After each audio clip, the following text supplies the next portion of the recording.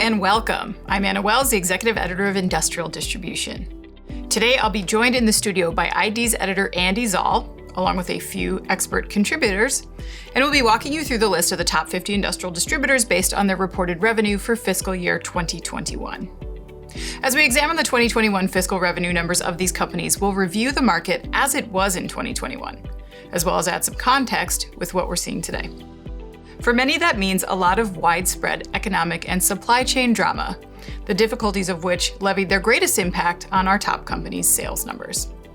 We also want to acknowledge that there are a handful of companies who elect not to share their industrial revenue numbers year over year, and those companies have been left off the list. We also had a few Big 50 list regulars who wished to stay out of the limelight, and in cases where we weren't able to confirm a company's revenue number through either company confirmation or publicly available data, we've opted to leave those companies out of our annual ranking. The 2021 fiscal year was an exciting one for many companies as they moved from the shutdowns of the early pandemic and extended themselves to meet the business conditions that resulted thereafter, namely pent-up demand, supply chain disruptions, and inflationary pressures. But as evidenced in the forthcoming list, many industrial distributors quickly found their way and used existing strengths to flourish amidst the chaotic business environment. And because of the ability supporting this resilient industry, you'll see lots of activity from companies that paired strong business acumen with bold ambition in order to expand both organically and through acquisition, including a few deals that result in freshly branded businesses and familiar names that have been absorbed by larger entities. Let's get started at number 50, shall we? Joining our list ranks this year is Mahar Tool, a Saginaw, Michigan-based company that just missed our list last year. Mahar is ISO certified with nearly 75 years of experience in tooling products and services for automotive, aerospace, marine, medical, defense, construction, food equipment, and woodworking industries. Mahar announced in December that it had joined the IBC buying group, a move the company's COO, Carrie Kessel, said at the time would help the distributor increase automation and improve its online catalog solution. Number 49 is Echelon Corporation, which nabbed an identical spot last year, though this year with a $3 million boost in sales, bringing its 2021 revenue to $125 million. Echelon added Sun Automation in August of 21, a distributor of industrial automation products and solutions for manufacturing customers in Arizona, New Mexico, and Southern Nevada. The San Jose-based distributor, still helmed by industry veteran Joseph Neddemeyer, says it hopes to grow further through acquisitions and in industries like semiconductors, medical devices, and refineries. At number 48, we see Cummins Wagner, a Maryland-based distributor with 14 locations at $134 million. Cummins Wagner cites notable developments in 2021, including the purchase and renovation of 2 new buildings. The company hopes to continue to grow and says maintaining a substantial inventory is key, especially today, quote, with the very extended lead times we are seeing. They are also focused on investing in and attracting employees. Cummins Wagner's focus on attracting and retaining workers has unfortunately shown to be the rule and not the exception. Distributors across the industry have been lamenting the struggles they face in harnessing a solid talent pool to support their growth objectives. And the challenges keep piling up. Recently, former ID editor and the founder of the Big 50 list, Jack Keogh, has covered workforce topics in the pages of ID with his regular contributed columns. We have Jack here today to tell us a little more about the workforce challenges in distribution and how companies are getting a handle on them. There's a lot of challenges ahead for industrial distributors over the years, and certainly one of the most important challenges is finding people. Industrial distribution has long been called the best kept secret in the world. A lot of people don't understand the importance of distribution and what it brings to our economy. Just to give you one quick example, one of the leading colleges, which has a major in industrial distribution, had 100% of its graduates obtaining jobs upon graduation. Some of these distributors had 4 job offers, and some of these jobs paid very well. But even more important, distributors are going to have to look into other areas of the market to find people who want to learn about distribution. Well, how can that be done? First of all, distributors, particularly some of the larger distributors, should be looking at junior colleges and speaking to these students to tell them about distribution and to spread the word of the gospel, as we say. This is one of the most important challenges that distributors are going to face, and it's not something that should be taken lightly, because unfortunately, a lot of the people in our industry are getting older, particularly those who have that expertise in product knowledge. Well, now these people have to bring that product knowledge down for these people to learn the industry, the products, and how to sell. And that's something that should never be forgotten. Our number 47 company is Miriam, Kansas-based IBT, who posted a solid increase of $9 million from 2020 to 2021. IBT cites heavy investments in its digital presence through marketing and e-commerce, and adds that the company plans to see growth in technical services that support its product offerings, such as gearbox repair, preventative maintenance services and technology, belt fabrication and installation, hose assembly, conveyance, engineering, and automation. Number 46 on this year's Big 50 is Banner Industries, bringing in $143 million in 2021 sales. According to Banner, its growth strategy has not changed, but will only be accelerated, with the recent corporate and government focus on domestic semiconductor fabrication. This onshoring paradigm shift is due to the auto industry chip shortage and the government's realization that chip production overseas presents a threat to national security. Further, Banner hopes to strengthen its core in support of future organic growth, with the filtration category a target for significant growth potential. Our number 45 company is by no means a newcomer to this list, though this year they're sporting a new name.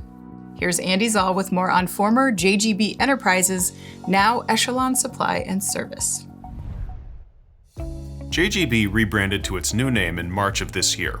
The upstate New York distributor of industrial hose, fluid power products, and hose assembly solutions said the Echelon name and logo would unify its growing operations under a single corporate umbrella, including 2021 acquisitions Hose Power Canada, a Toronto hose and fittings distributor, and Louisiana hose distributor All Serve Industrial. Amid those deals, the company saw its sales return to pre-pandemic levels. Echelon reported $149 million in 2021 sales, up from $131 million in the previous year, and enough to edge up to number 45 on this year's list from number 47 last year. Under the new corporate banner, Echelon hopes to bolster its hose and fitting product lineup, expand into new service channels, and add more online self-service options. The company is also not done with mergers and acquisitions. It added Southern California hose and gasket supplier Berg Nelson Company this spring, and executives say that acquisitions continue to top its priorities for growth moving forward. At 44 this year, we have Florence, Alabama's Martin Inc., with sales of $156 million. Martin boasted a few significant deals, including the acquisitions of Parker Industrial Safety in Avila, Indiana, the third Indiana-based safety company Martin has acquired in just 2 years, and Capital Bolt and Screw of Jackson, Mississippi. Martin has also invested in sales by adding 10 reps and enrolling in the AD Safety Network Safety Equipment Expert Certification Program. The number 43 company on this year's list is Shively Brothers of Flint, Michigan, edging out Martin by $1 million for a total of $157 million for the year. Shively has gained 2 spots this year despite citing disruptions to customers' production schedules as their core buyers in automotive manufacturing dealt with COVID and semiconductor shortages. Still, Shively believes it will continue to see growth as these factors are mitigated. The company is also investing in cloud-based IT and ERP systems throughout 2022 and is adding more technical service offerings. At number 42, we see Eastern Industrial Supplies of Greenville, South Carolina. A newcomer last year with $141 million in sales, Eastern has bumped 2 slots, but this year elected to keep its sales figure confidential. Eastern Industrial says investments in training and quality processes are major initiatives going forward. Number 41 on this year's list, we have Hydradyne LLC of Fort Worth, Texas, with $195 million. In a statement provided to ID, Hydradyne says the company is, quote, focused on building relationships and providing excellent customer service. Hydradyne's values are displayed every day through the excellent people who represent it, unquote. The company's sales were up more than 10% over 2020. Mallory Safety and Supply is our number 40 company, and this Oregon distributor has made immense strides in recent years, jumping 4 slots last year and another 2 this year. In our 2020 ranking, where Mallory posted the largest year-over-year sales gain as a percentage of overall sales, President Tim Loy told us the company was on pace to hit $200 million in 2021. And he was not wrong. Portland-based Mallory pumped up the volume with a $35 million jump over last year, which amounts to a second straight year of a 17% gain, stressing the company's focus on building culture and executing on service excellence. Bridgestone Hose Power broke into the 30s this year with $220 million in sales, a nice increase of 20% over 2020. A year where the fluid power distributor told us that the oil and gas market activity issues led to the company's first sales dip since 2008. Luckily, things are on the upswing, and Bridgestone Hose Power has called 2021, quote, a strong recovery year, and says it looks forward to meaningful acquisitions in 2022 and 2023. The company also announced that its longtime leader, J. Palmer Clarkson, has retired. And as of January 2022, the company's former EVP and CFO, Tom Henry, has taken his place. At number 38, we find a newcomer in the way of motion and flow control products of Littleton, Colorado. This is the first year motion and flow control has applied for the list, and the distributor says its leaders determined they wanted to be a part of our ranking after technically qualifying for about 5 years. MFCP specializes in solving problems in hydraulics and pneumatics, and has been in operation for more than 60 years. According to the company, it continues to invest in greenfield locations and will open 9 new locations this year. MFCP says it continues to expand its offerings in industrial fluid power, motion, and process control. Big 50 company number 37 this year is Bossard North America. Parent Bossard Inc. cracked the $1 billion mark, but the company's North American revenue came in just shy of $250 million in its 2021 fiscal. According to a statement submitted by Bossard, quote, we are constantly investing in offerings that help our customers focus more on their core functions. Smart Factory Logistics has allowed us to automate a very large portion of inventory and ordering needs for our customers, as well as leading their last mile management efforts within their facilities. We also continue to make advancements in smart factory automation, which helps our customers to assemble the right way with the right parts every single time. At number 36, we have Tencarva Machinery Company of Greensboro, North Carolina. Let's go to Andy Szal for more on Tencarva. Late last year, New York investment firm Bessemer Investors acquired what it called a significant stake in Tencarva Machinery Company, without getting into details on how much they had spent or what kind of share they held in the employee-owned North Carolina distributor of flow control and process equipment. Tencarva's executive team, which remained in place following the deal, said Bessemer understood its vision and provided a longer-term and more flexible capital base that would help its growth ambitions. Some 9 months later, Tencarva said the Bessemer partnership has provided enhanced resources and possibilities for expansion, and that it is always on the lookout for like-minded companies to acquire.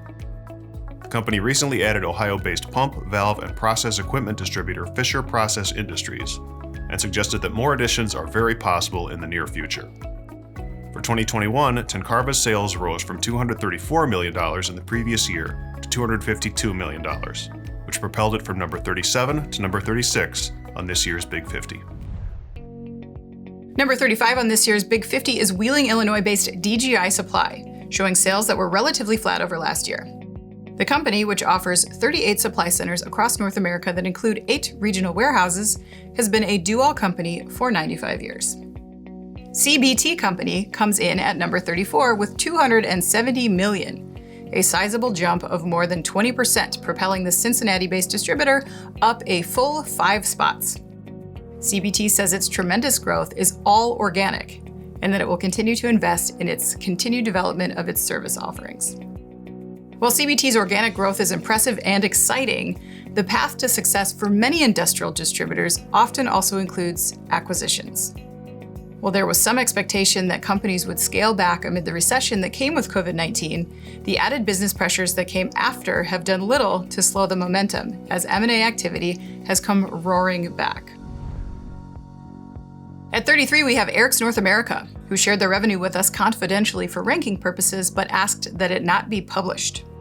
After Eric's was purchased in 2021 by Luther King Capital Management, the company separated its financials from Eric's other North American companies, restructuring to have an industry focus. Those include power gen, rental, pulp and paper, chemical manufacturing, refining, petrochemical, tire manufacturing, and aggregates. Hisco takes our number 32 slot, having recovered nicely from an 8% sales dip in 2020, roaring back by gaining nearly 11% in 2021. Putting this into an even more unique context, consider that Hisco, founded in the 1940s as Houston Industrial Supply Company, was failing so badly in 1970 that Paul Merriman bought it for $1 before pulling it out of debt and developing one of the nation's first ESOP companies. The Hisco of today is a specialty distribution company serving the electronic assembly, aerospace and defense, medical, and other industrial markets. At number 31 is the industrial division of Wajax of Windsor, Ontario. Wajax has been busy since our last Big 50, announcing a CEO succession in October, as well as 2 key acquisitions, Process Flow Systems of Ontario in February and Powell Canada's valve business in July. And with that, we'll wrap up part 1 of this year's Big 50 List Countdown. A special thank you to our platinum sponsor, Epicor Software. Be sure to join us tomorrow when we walk through numbers 30 through 11 on this year's list, and a big congratulations to all of the companies we've named thus far. Thanks for joining us.